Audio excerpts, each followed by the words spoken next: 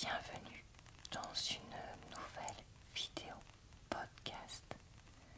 C'est une vidéo où je me suis enregistrée sur mon dictaphone pour parler d'un sujet.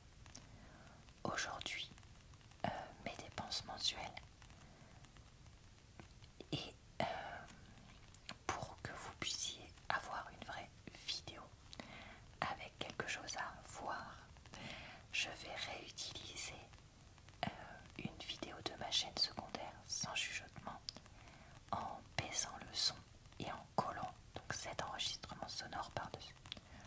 Au final, vous allez voir, il n'y a quasiment pas de différence avec une vidéo normale de d'habitude, et ça me permet ainsi de partager des choses et de parler longtemps en pouvant faire un montage plus simplifié ou me filmer sans avoir forcément à allumer l'appareil photo.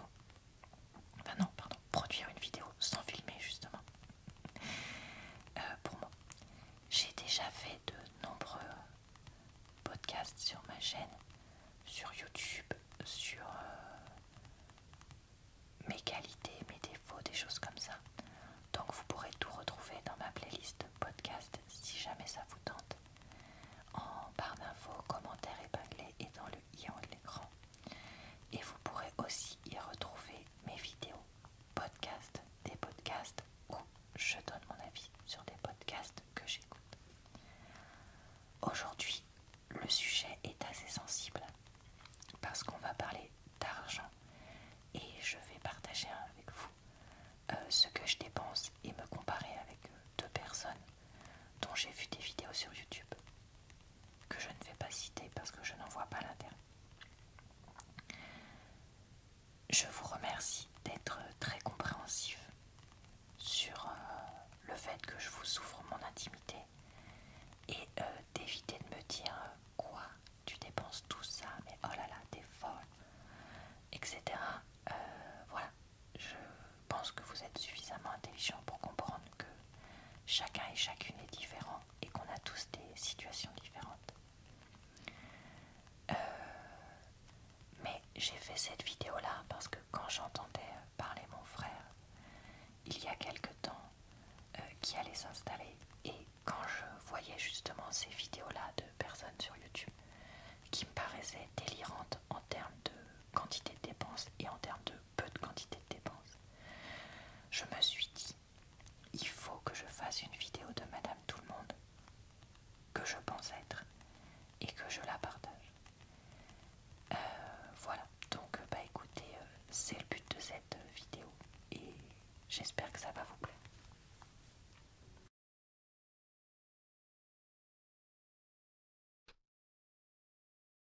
En 2021-2022, je suis tombée sur des vidéos qui racontaient ce que je dépense chaque mois, mes vraies dépenses mensuelles, etc. De plein de profils différents. Je suis tombée sur des personnes qui travaillent dans l'influence, sur des personnes qui étaient médecins, avocats, des jeunes, des personnes qui avaient la trentaine, la vingtaine, la trentaine, la quarantaine, etc. Sur des personnes aussi considérées comme frugales, donc qui dépensent le moins possible, etc. Et donc je me suis dit que j'avais envie de faire une vidéo de ce type. Alors,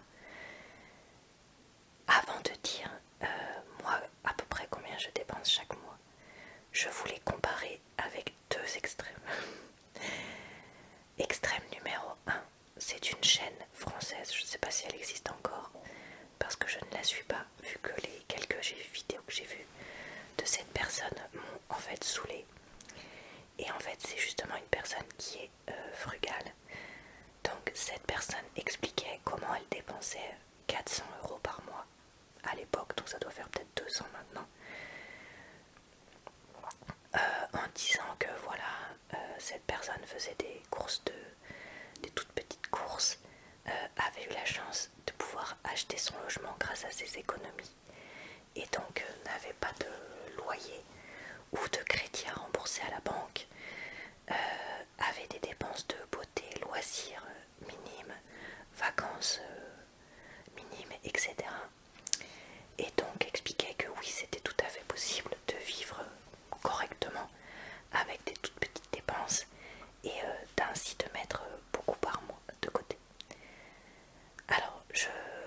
je prends cet exemple-là, mais il y en a plein d'autres. Moi, je trouve que c'est un mode de vie presque extrême. Parce que, enfin non, c'est un mode de vie extrême, j'ai le droit de le dire quand même. Parce que quand tu fais quelque chose comme ça, tu vas forcément te priver un peu. Alors, moi, je suis quelqu'un qui n'a pas des besoins énormes en termes de sorties, resto, vacances, parce que je suis plutôt casanière. Mais voilà, j'en fais quand même de temps en temps. Donc forcément, bah, ça s'ajoute. Pareil, quand on a une maison ou un appartement, et ben on se retrouve avec des travaux.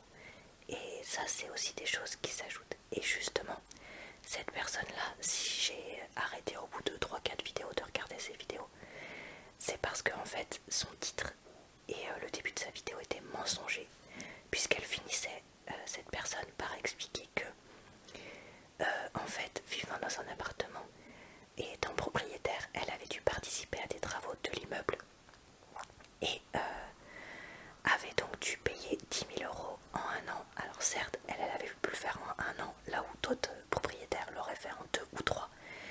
Mais 10 000 € en un an, c'est 800 € par mois. Donc tu peux pas dire que tu dépenses 400 € par mois si en vrai tu as dépensé 1200.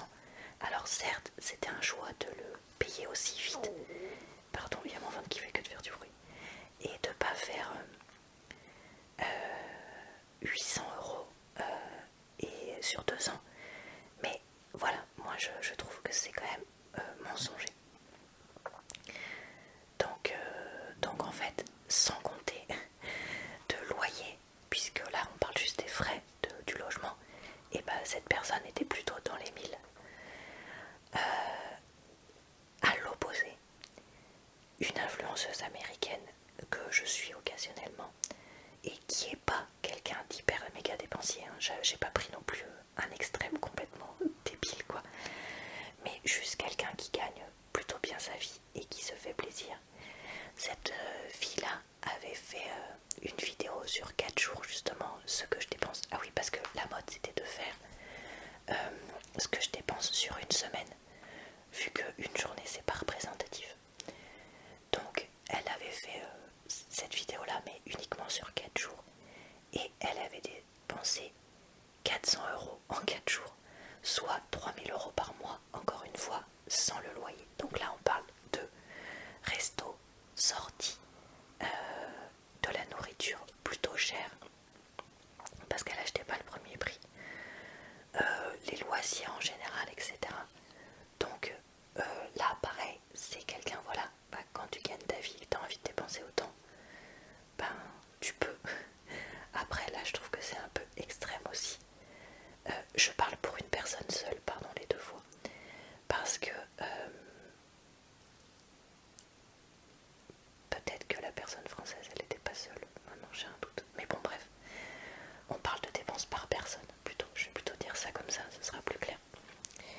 Mais là oui, du coup c'était extrême, parce que c'est vrai que travaillant beaucoup, cette personne-là achetait beaucoup de trucs tout près, faisait quand même beaucoup de sorties. C'était une jeune femme qui avait 25 ans à peu près et qui aimait beaucoup aller dans des bars, aller au resto, etc. Faisait beaucoup aussi de dépenses pour son apparence physique. Donc des bronzages, des manucures, du coiffeur très souvent, etc. Parce que ça fait partie de son métier, enfin bref. Et voilà, et là je me suis dit, waouh, dépenser autant en étant toute seule. Enfin, juste pour une personne, ça me paraît fou. Parce que bah, ça, c'est plus que les dépenses d'un certain nombre de familles en France et ailleurs dans le monde. Donc voilà, donc en regardant ces extrêmes opposés un peu, sans être les plus délirants qui soient, je voulais donc dire un peu combien moi je dépense par mois. Alors, le problème c'est que j'avais pris des notes en 2021 ou 2022 et que tout est plus cher aujourd'hui. Mais voilà, c'était pour donner une idée. Alors, je tiens d'abord à faire juste quelques précisions. Je ne tiens absolument pas à me la avec cette vidéo ou à dire oh là là, regardez tout ce que je peux dépenser. En fait, je veux juste ouvrir une vraie discussion sur le prix de la vie et le prix d'avoir une maison, le prix d'avoir une voiture. Parce que quand j'entends les jeunes d'une vingtaine d'années parler, ou même les lycéens, certains sont complètement déconnectés du vrai prix de la vie et de toutes ces dépenses qui s'accumulent. Et en fait, c'est plus en lien avec ça que j'avais envie de faire cette vidéo. Et aussi, peut-être qu'il y en a certains ou certaines d'entre vous qui se disent mais j'ai l'impression que je dépense énormément pour ma maison, ma voiture, est-ce que c'est normal? Et bien comme ça vous fera un point de comparaison. Alors, il y a un certain nombre de dépenses que j'ai divisées par deux, puisque on est deux. Par exemple, l'énergie, l'électricité et Orange, j'ai compté environ 100 € pour moi, mais on est deux. Donc, si vous vivez seul, peut-être que vous serez obligé de payer plus que 100 €, parce que il y a des choses qui coûtent, comment dire, qu'on peut pas faire moins cher, même si on est tout seul. Par exemple, Internet, je serais toute seule, je paierais le même prix que là à deux, parce que là on peut se diviser l'abonnement, mais je serais obligée d'avoir un abonnement quand même si j'étais toute seule. Je pense que vous comprenez ce que je veux dire. Donc voilà. Donc oui, je tiens vraiment à, et j'insiste, non, je ne fais pas cette vidéo, voilà, pour me la péter, pour dire, regardez, je gagne correctement ma vie et je peux dépenser tout ça. Je veux pas faire, voilà, la vie d'une Française moyenne, la vie d'une Française de la classe moyenne, parce que je fais partie de la classe moyenne, dans un milieu plutôt rural en France. Et je pense que c'est des dépenses qui ressemblent à des centaines de personnes, enfin des centaines de milliers, pardon, j'ai oublié le de milliers de personnes, voilà. Et je le fais parce que je sais que moi ça m'intéressait de voir, voyez, des vidéos. Comme je vous dis, quand je regardais il y a 2-3 ans, non, 1-2 ans, 2-3, bon bref, à l'époque quand je regardais ces vidéos, je trouvais ça hyper intéressant, mais en fait justement je voyais pas les monsieur, madame, tout le monde comme moi. Je voyais soit les frugaux, soit les dépensiers, mais il n'y avait pas le milieu. Et voilà, et j'ai voulu faire cette vidéo pour être le milieu. Et pour vous montrer, voilà. Après, je ne peux pas vous comparer, enfin vous montrer, pardon, des dépenses de famille, vu que je n'ai pas de famille.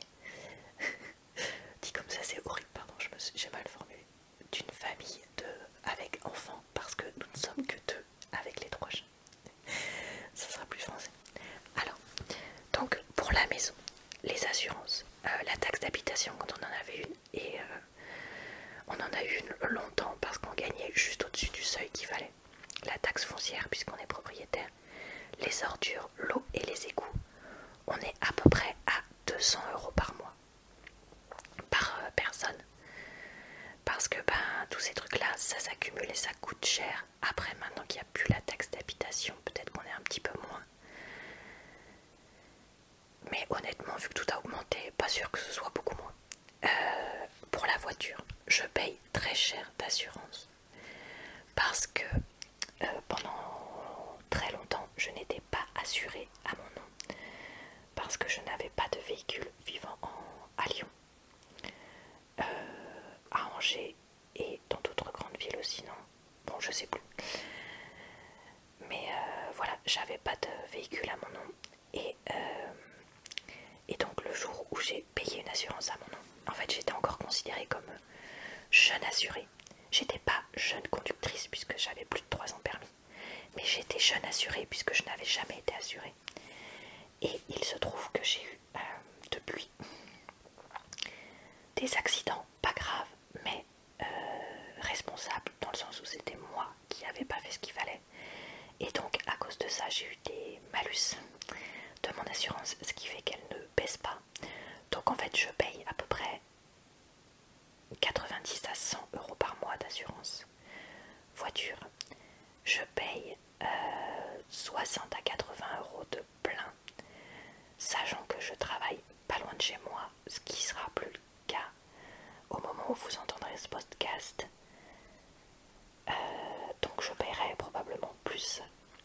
et je paye à peu près 50 € de petites réparations par mois.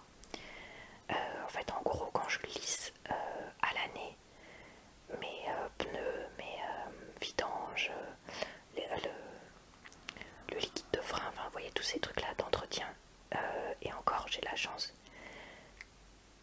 de ne pas avoir de grosses réparations, ce qui est aussi lié au fait que je roule en Toyota, qui est une marque fiable de voiture. Ils ne me payent pas pour parler de ça, je vous rassure. Pour le sport, je paye à peu près 50 € par mois. Parce que je fais... là-dedans, je compte mon abonnement au yoga, à l'aquagym, les séances de piscine en plus que je fais et le matériel associé.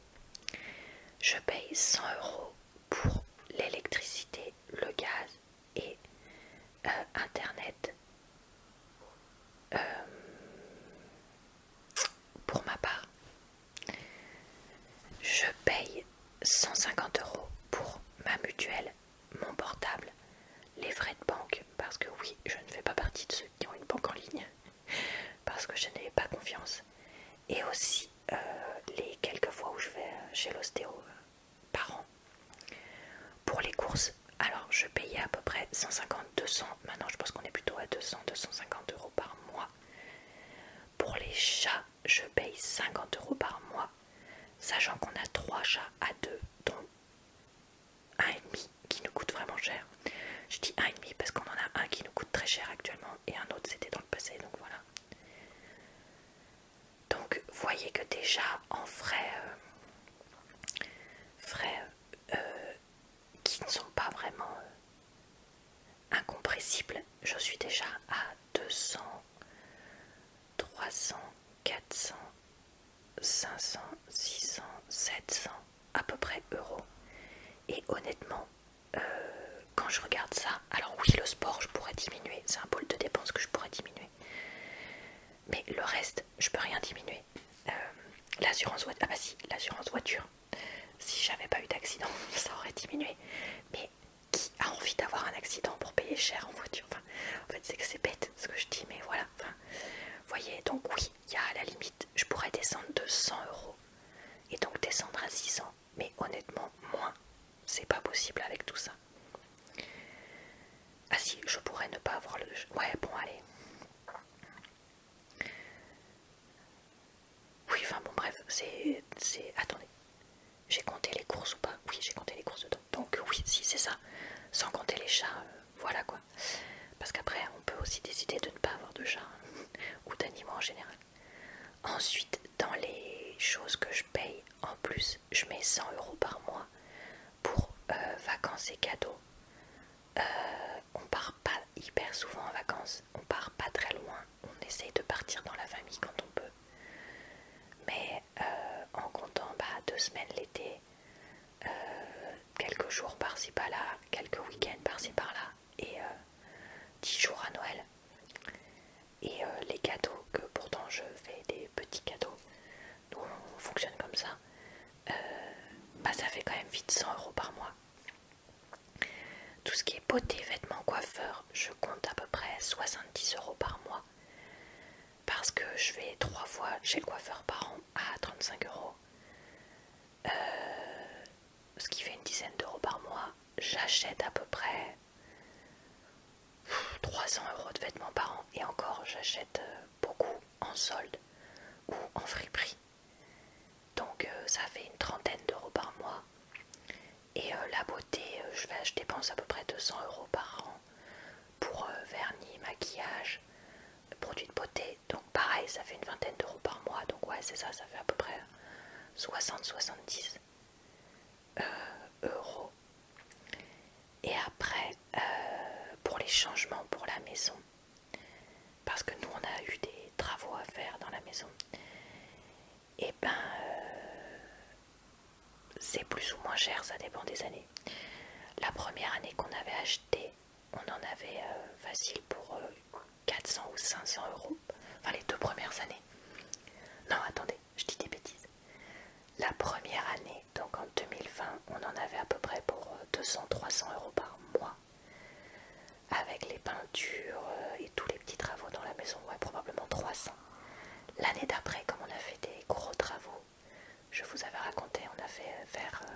une salle de bain de A à Z.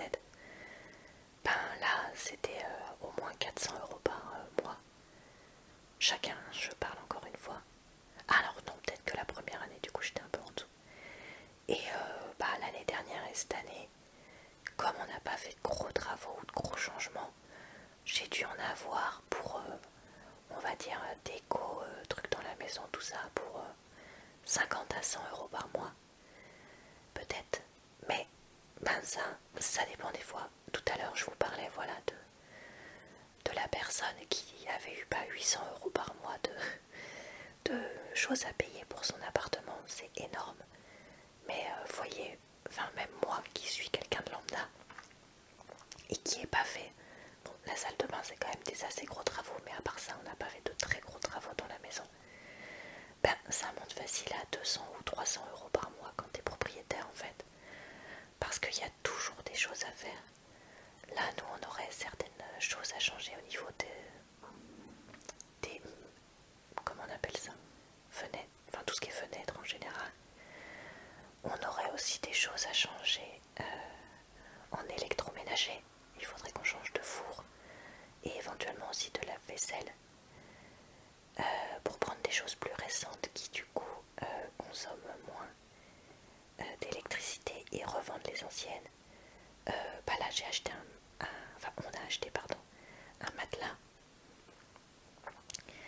Enfin vous voyez toutes ces choses là qui bah, s'accumulent dans la maison et qui font que bah, moi je trouve que j'ai du mal à voir en tant que propriétaire comment on pourrait dépenser moins de 200 € par mois quoi. Parce que je me dis même si on prend du neuf, il y aura forcément des choses qui vont s'abîmer, qui seront à refaire, etc. Donc là-dessus, bah dites-moi si... Parce que bon voilà, nous on a acheté une maison qui a plus de 20 ans, qui a entre 20 et 30 ans, donc c'est pas si vieux, c'est pas si jeune. Mais je me dis si t'achètes dans le très ancien, tu payes moins cher mais t'auras énormément de travaux à faire. Et si t'achètes dans le neuf, moi mes copines qui ont acheté dans le neuf, elles me disaient qu'il y avait quand même des dépenses. Donc dites-moi là-dessus si vous avez des choses en moins. Mais voilà, nous, dans la situation où on est, ben on dépense minimum 1000 € par mois chacun. Et ça monte jusqu'à 1003, 1004 si je rajoute quoi. Et là je parle, j'ai pas mis encore le crédit de la maison. Donc en fait on dépense beaucoup. Après, je sais, enfin beaucoup, tout est relatif mais vous comprenez ce que je veux dire. Après voilà, comme j'ai dit, il y a des choses qu'on pourrait diminuer. Je pense que je pourrais diminuer ce que je dépense actuellement, comme je vous disais, de à peu près 200-300 € par mois. Mais ça ferait quand même facile 1100. Enfin, j'ai du mal à voir comment, en 2023, avec le prix de la vie, je pourrais dépenser 1100 € en étant propriétaire d'une maison et d'une voiture que j'utilise beaucoup. Enfin, beaucoup, que j'utilise tous les jours, quoi. Pour moi, c'est pas possible. Donc voilà. Tout ça pour dire quoi? Ben, pour vous dire que oui. Quand on est jeune, on se dit oh bah je dépenserais 200 € par mois, 100 € de mutuelle et d'internet et d'électricité, 100 € de poubelle, machin et tout ça. Et du coup on se dit oh bah j'en aurais pour 700 ou 800 €. Et du coup je pourrais mettre X centaines d'euros de côté par mois. Mais en fait moi, vous voyez, j'ai du mal à me dire comment dépenser moins que ce que j'ai, ce que je dépense déjà. Et du coup je me dis ben à part si je me privais vraiment beaucoup, parce que du coup ça veut dire que je ferais quasiment pas de sport, enfin pas de sport en club pour que ce soit moins cher, avoir pas de chat, partir quasiment jamais en vacances, etc. Ben, je me dis la vie serait quand même bien triste. Et encore là, moi tout ça, j'ai un budget sorti qui est proche de, enfin qui doit être de 5 € par mois. Oh non, peut-être plus quand même, parce que je fais quand même de temps en temps des restos. Bon, alors de 10 ou 20 euros par mois, contrairement à d'autres personnes que je connais qui vont une à deux fois par mois au resto, vont régulièrement au cinéma, etc., etc. Et tant mieux pour eux, au contraire. Mais c'est juste que oui, voilà, enfin, ne pensez pas, si vous n'êtes pas encore tout seul, que tout sera peu cher et que tout sera facile. Et si vous devenez propriétaire d'un logement, pensez bien que vous aurez 2 à 300 euros par mois qui partiront. Vous savez pas où ils partent, enfin si vous savez, parce que c'est dans les changements dans la maison, les travaux, la taxe foncière. Mais ouais, il faut vraiment prévoir ça dans son budget quand on achète parce que ben c'est vraiment important de savoir ça. Et, et, et là-dessus, je pense quand même en France qu'on a de la chance. C'est à la fois une chance et un fardeau. C'est-à-dire que quand vous voulez acheter un logement, on calcule votre taux d'endettement et on vérifie que vous êtes endetté à peu près à 33%. Et, et c'est un fardeau parce que des fois, si vous êtes à genre 35, du coup, votre prêt il peut ne pas passer. Et ça fait vraiment CHIER pour une centaine d'euros par mois des fois, ou même 50 euros par mois. Et tu te dis, punaise, ça passe pas à rien.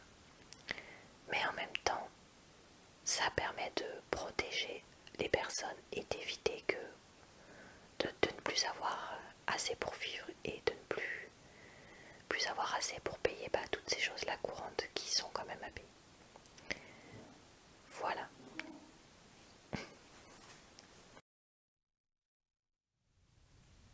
Et voilà, c'est maintenant terminé pour cet enregistrement.